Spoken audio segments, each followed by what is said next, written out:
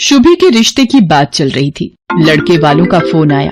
शुभी के पापा योगेश प्रसाद ने फोन उठाया। जी नमस्ते भाई साहब। जी 5 बजे रेस्टोरेंट पहुंचने का टाइम है। हम भी टाइम पर पहुंच जाएंगे।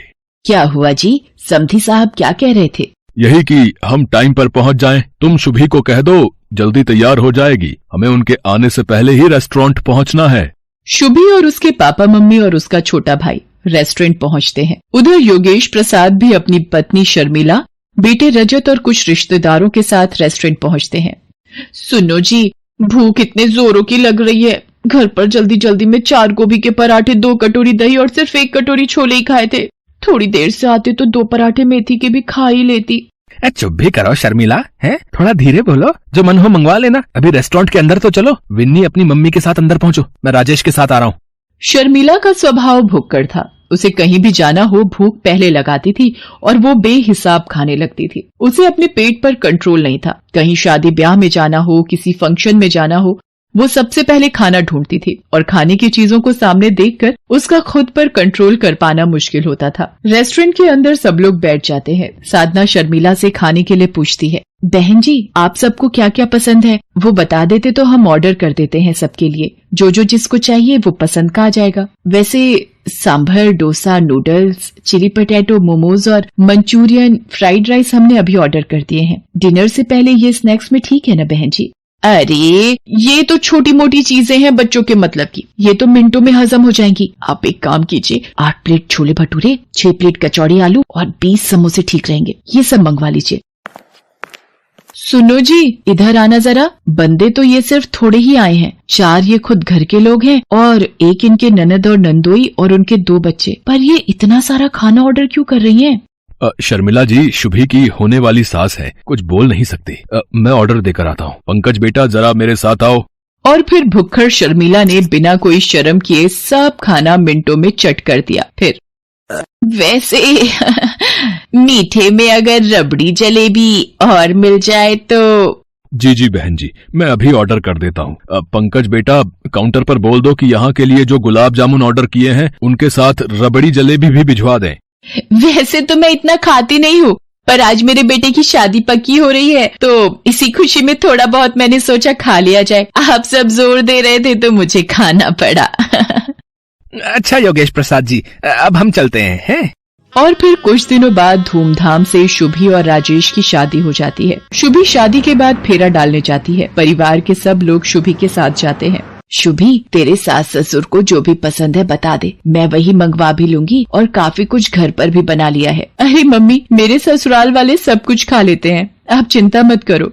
सुनो जी, भूख के मारे आते निकल आई हैं। नाश्ते में सिर्फ गोभी और पनीर की पकौड़े खाए थे ताकि थोड़ा खाली पेट रखूं तो यहाँ अच्छे से खा सकूं। ये चिप्स और ड्राई फ्रूट से भला पेट भरता है? विन्नी सुन, जरा देख कर आ, शुभी को रसोई में गए आधा घंटा हो गया है। मम्मी थोड़ा वेट करो, आ जाएगा कुछ न कुछ खाने के लिए। भूख पर थोड़ा कंट्रोल कर लो। लो आ गई भाभी। आप सबके लिए ये दही भल्ले मम्मी ने भिजवाए हैं। बस दही भल्ले ही बनाए हैं क्या या कुछ और भी? जी बहन जी, ये आपके लिए मैंने राज कचौड़ी भी बनाई है। शुभी बता रही थी आपको राज कचौड़ी बहुत पसंद है। वो तो मैं वैसे ज्यादा कुछ खाती नहीं हूँ। कभी कभी राजेश ऑफिस से आते हुए बनवा लाता है तो 1-2 चम्मच जबरदस्ती दे देता है तो खा लेती हूँ। वरना मुझे खाने पीने का इतना शौक नहीं है। शर्मिला को इस तरह से कहते हुए देख विन्नी और राजेश उसकी शक्ल देखकर हैरान रह जाते हैं। मम्मी अच्छा झूठ बोल रही हो, सबसे पहले चटकारे लेकर तुम ही खाती हो। शुभी, वो जरा हरी चटनी और पकड़ाना, और ये इमली वाली सौंठ तो बहुत ही स्वादिष्ट है। जी वो मम्मी घर पर ही बनाती हैं ये गुड़ और इमली की चटनी। साधना एक काम करो, शर्मिला बहन जी को थोड़ी कचौड़ी और चटनी साथ में बांध कर दे दो। अरे योगेश प्रसाद जी, साथ में क्या करना है, खा तो लिया इतना कुछ सबने है, और अब सबका पेट भी भर चुका है। अब भाई साहब इतने प्यार से बोल रहे हैं तो थोड़ा पैक करवा लेते हैं। साधना बहन जी ने इतने प्यार से बनाया है तो उनका भी तो मान रखना बनता है। शर्मिला के स्वभाव के बारे में सब रिश्तेदार जानते थे, पर कोई भी शर्मिला के मुंह पर कुछ नहीं बोलता था। एक दिन शर्मिला की सहेली पुष्पा की बेटी की शादी थी। मेरी बचपन की सहेली है पुष्पा। आज देखो वक्त कैसे बीत गया, अपनी लड़की की शादी करने जा रही है। हमारे राजेश की शादी में भी वो आई थी, तो हमें भी जाना चाहिए। मैं तो कहती हूँ हम पूरे परिवार के साथ शादी में जाते हैं, उसे अच्छा लगेगा। ठीक है शर्मिला, जैसा तुम ठीक समझो। शुभी और राजेश को भी कह दो एक बार साथ चलने को।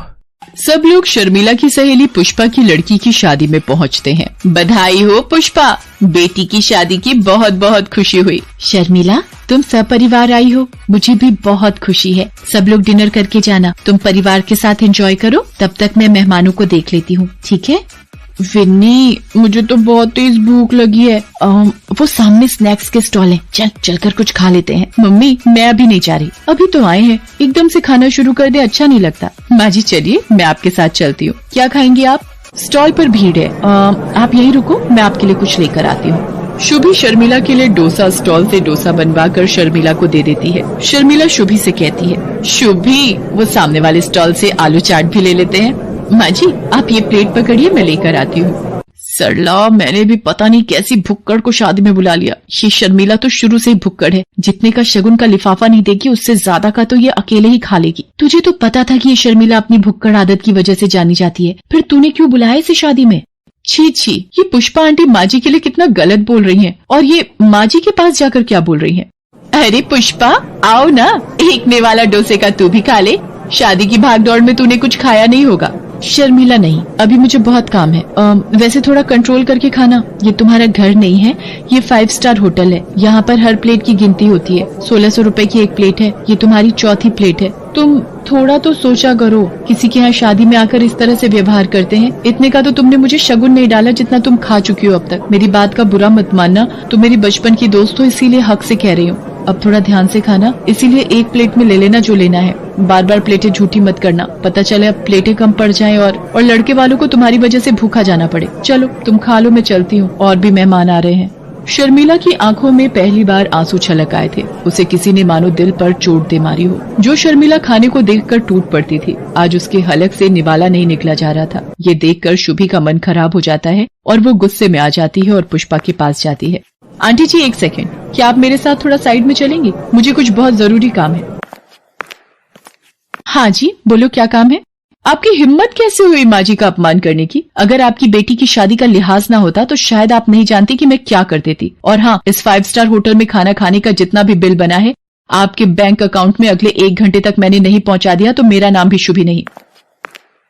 चलिए माँ जी, अब हम यहाँ एक पल भी नहीं रुकेंगे। जहाँ मेरी माँ समान सासू माँ का अपमान हो, वहाँ मैं एक पल भी खड़ी ना रहूं। सब लोग घर आ जाते हैं और घर आकर शादी से जल्दी लौटने की वजह जब सबको पता चलती है तो सब शुभी पर बहुत गर्व करते हैं। शुभी शर्मिला के गले लग जाती है। तभी शर्मिला कहती है, कोई सुनेगा? मुझे बहुत तेज भूख लगी है। शुभी, जरा अपनी मम्मी को फोन लगाकर बोल, हम कल खाने पर आ रहे हैं, वही राज कचौड़ी और गुड़ इमली की चटनी का स्वाद चखने। और शर्मिला की ये बात सुनकर सब खुशी से हंस देते हैं।